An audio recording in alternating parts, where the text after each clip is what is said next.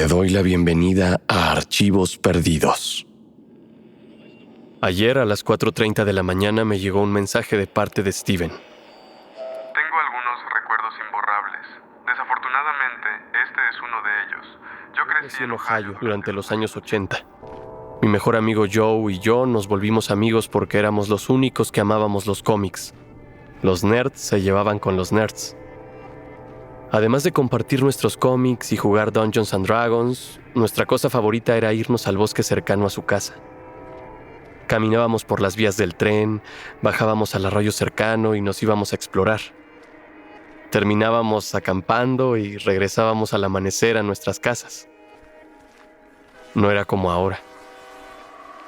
En ese entonces nadie se preocupaba por nosotros. Hoy ya no puedo imaginarme estar tranquilo pensando que mis hijos hicieran algo así.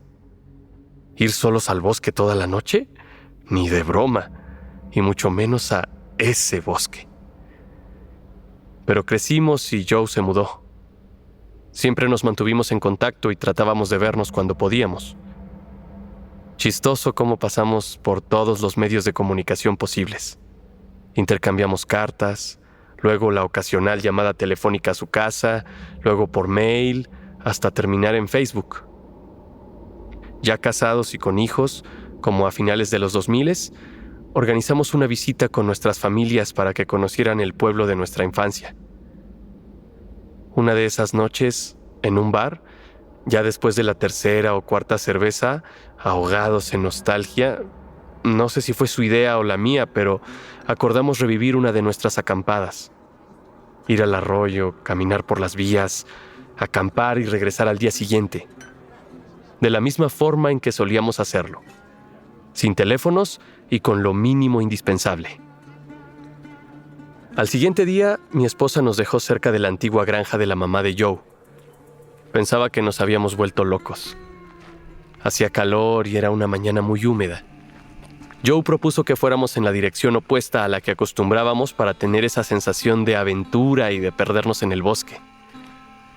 Llegando a una parte con árboles más tupidos, decidimos dejar ahí nuestras cosas. Ya de noche hicimos nuestra última ronda para explorar los alrededores de nuestro campamento. Entramos en el denso bosque y subimos una pequeña colina. Cuando llegamos a la cima, miramos alrededor y notamos una pequeña iglesia muy deteriorada, metida en la profundidad del bosque, a unos 100 metros de distancia. Se veía completamente abandonada. Decidimos acercarnos un poco más para averiguar qué era ese lugar. Era un edificio bajo y caído con las tablas de madera casi negras por el musgo y la podredumbre. Una cruz todavía estaba en la cima del lugar, tan desgastada por el clima que se volvió negra. Ninguna de las ventanas tenía cristales y no había puertas. Solo entradas abiertas desde donde se escuchaba el chillido del viento al pasar. Nos acercamos lo suficiente como para ver el interior. Había filas de bancos, un altar y un podio donde se para el padre a predicar. Justo algo así era lo que queríamos encontrar. Un nuevo descubrimiento. Estábamos emocionados. Pero entonces, viendo el piso, me di cuenta de que la iglesia no estaba del todo abandonada. Había muchas huellas de zapatos o botas, y recargados en la pared encontramos unos palos de madera a manera de antorchas. Ya no nos latió nada estar ahí. Regresamos a nuestro campamento. Haber puesto un poco de distancia entre la iglesia y nosotros nos quitaba un poco el miedo que sentíamos, pero aún así estábamos algo inquietos. Ya cuando estaba oscuro, prendimos un pequeño fuego y nos quedamos platicando. Un par de horas después, ya ambos quedándonos dormidos, empezamos a escuchar algo en la dirección de la iglesia. Salimos de nuestras bolsas para dormir, apagamos el fuego y nos quedamos callados, atentos. Definitivamente algo andaba ahí. No era un ruido casi imperceptible. Era clamoroso, evidente. Decidimos seguir el sonido y subimos la colina otra vez. La luna apenas estaba afuera, pero era una luna llena. Cuando llegamos a la cima vimos una luz proveniente de dentro de la iglesia. La curiosidad terminó siendo demasiado, así que nos fuimos acercando un poco más, solamente para darle un vistazo rápido. Para esto ya era evidente para nosotros que el ruido no era ruido, eran cánticos. Tratábamos de ver quiénes estaban adentro, pero solo veíamos el juego de sombras con el fuego de las antorchas. El coro de voces siguió cantando por un tiempo, pero luego se detuvo para dar entrada a una sola voz. Yo ya estaba muerto de miedo, pero esa voz realmente fue lo que me dio escalofríos. Era profunda y gutural, como si hasta el cantar le estuviera haciendo daño.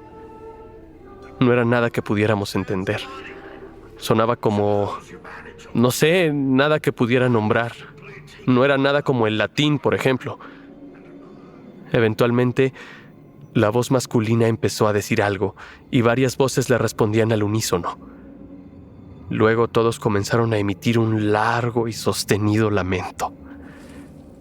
Primero empezó la voz masculina, después un par de voces más, y luego más y más se iban añadiendo hasta que parecía que la iglesia completa retumbaba, como si hasta la madera estuviera entonando ese quejido singular. Se volvió tan fuerte y tan perturbador que agarré con fuerza a Joe, lo vi a los ojos y le dije: «Vámonos». Mientras nos alejábamos, pudimos ver una fila de figuras salir por la entrada, todas tomadas de las manos en fila india. Habían linternas además de las antorchas y venían en nuestra dirección. Cuando estábamos a punto de salir corriendo, el canto se detuvo. Vimos cómo la fila india se rompió y múltiples linternas empezaron a ir corriendo hacia nuestra dirección. Corrimos de vuelta a nuestro sitio de campamento, recogimos nuestras cosas y corrimos hacia las vías. Después de unos minutos nos detuvimos y miramos hacia atrás. Vimos luces bajando por la colina hacia donde estaba nuestro campamento. Se movían de manera errática, como si quienes las sostenían las estuvieran agitando, buscando algo. Continuamos corriendo tan rápido como pudimos. Finalmente, dejamos de ver las luces y llegamos a una carretera. Encontramos una gasolinera y llamamos a mi esposa. Una media hora después nos pasó a recoger. Ella y otros amigos a los que les cuento esto pensaron que eran niños jugando y que Joe y yo éramos unos ridículos en pensar que eran unos adultos de algún culto. Pero yo escuché esas voces y no eran niños. Además, debían ser cerca de 50 personas las que estaban ahí dentro de la iglesia. Joe y yo seguimos en contacto. De vez en cuando nos hacemos el tiempo para poder vernos, pero no hablamos mucho de eso. Ahora, cada que lo veo, él tiene un crucifijo colgando de su cuello. Si has experimentado una historia paranormal, de ovnis o simplemente aterradora, por favor envía una nota de voz a archivosperdidos@genuinamedia.com.